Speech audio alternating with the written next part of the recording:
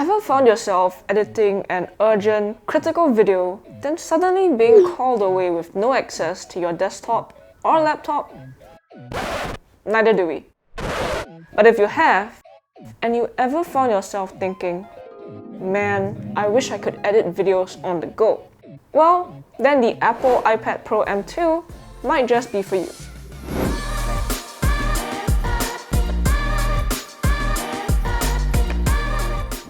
Let's get it out of the way first. The iPad Pro M2 that Apple announced in October last year is almost exactly the same as the iPad Pro M1.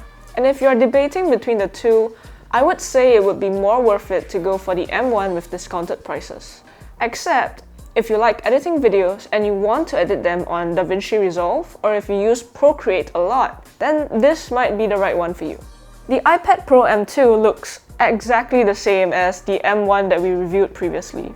All sharp, angled lines and flat edges, with the power button on top, a magnetic wireless connector on the side for the Apple Pencil Gen 2, the same Liquid Retina XDR mini LED display with 120Hz refresh rate on the 12.9-inch model that we absolutely love, and of course, it's compatible with all the accessories that the iPad Pro M1 was compatible with.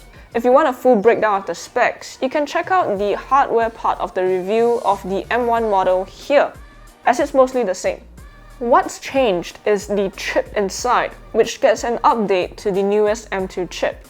It's certainly faster in benchmarking, and it does offer access to M2 exclusive features like the ability to record ProRes video with the rear cameras. Although I would think anybody would be hard-pressed to find people who actually do professional video recordings with an iPad. Real-life performance though, it feels the same. The iPad Pro M1 was already so quick and snappy that even though the M2 model is supposed to be faster, it just feels all the same. When you're driving at 200 km per hour versus 220 km per hour, it just all feels fast. Battery life is the same across both models as well. I didn't notice the battery draining quicker or anything like that. Another small change is that the iPad Pro M2 now supports Wi-Fi 6E, up from Wi-Fi 6. So if you have a compatible router, you should notice faster Wi-Fi speeds, although I reckon it's still a few years out from people actually changing to the newer routers. So yes, hardware-wise, not much change. Software-wise, that's where things get a bit more fun. With iPadOS 16, we now get actual support for external displays, not just mirroring the iPad display. There's also Stage Manager, which is what Apple hopes will help improve the multitasking experience on the iPad, although it's still rather limited. I like that I can have a few windows on the display, making it feel more like a computer, but it's still not fantastic. Grouping apps together to open together is a decent idea, and if you find yourself perpetually using a few apps together like stocks and notes maybe, this might be a useful feature. Personally, it didn't have much use to me, but it was nice having all my windows on the side of the tablet rather than having to swipe up and hold all the time to switch apps. The other exciting thing is that video editing software DaVinci Resolve has come to the iPad. Now, I'm not a video editor, but my colleague Bryan is, and he has experience using DaVinci Resolve on a computer, so he's gonna talk a little bit about DaVinci Resolve on the iPad and how it differs from the PC version, as well as how it performs and why the iPad Pro M2 might be an exciting purchase for video editors. Hey guys, Bryan here. So I've been fiddling around with this iPad version of DaVinci Resolve for the past week, and I've got to say, this is legit. Right off the bat, if you're already familiar with the desktop Resolve, you're gonna feel right at home here.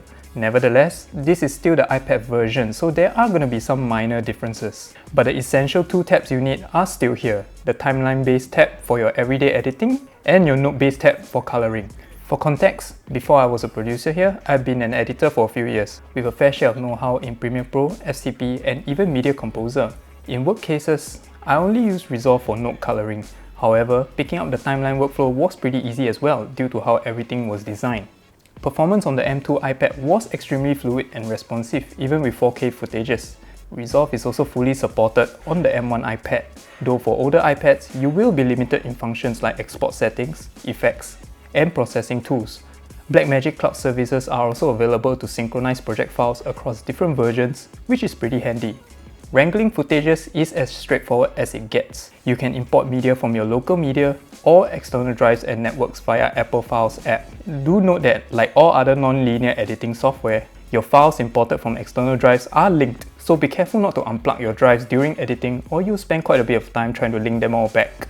The iPad's file management system also isn't as granular as, say, a Mac or Windows, so don't expect to just download a file and just drag and drop it in.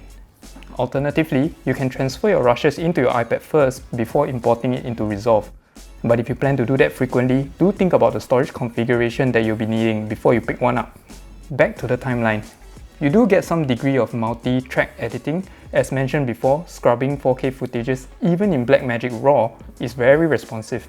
There isn't any visual separation between video and audio track like in Premiere, but that's fine for the amount of screen real estate that you're working with. Notes, on the other hand, are just like the desktop version.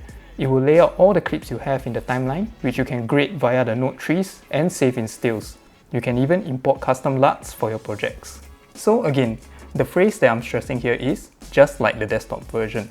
If you are a video editor, I wouldn't say an iPad will be able to replace your workflow entirely, but if you only have an iPad on hand and if DaVinci is your preferred NLE of choice, then bringing around an iPad is certainly more convenient than an editing laptop.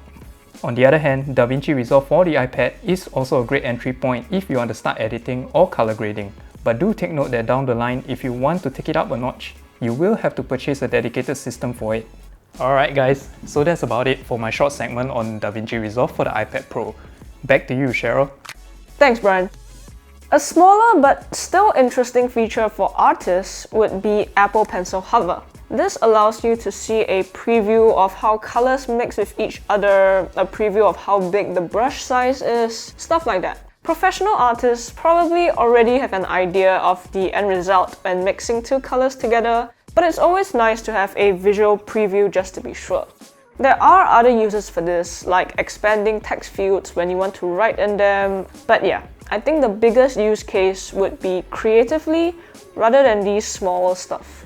Starting at 1,260 Singapore dollars for the 11-inch model and 1,714 Singapore dollars for the 12.9-inch model, it really is quite pricey.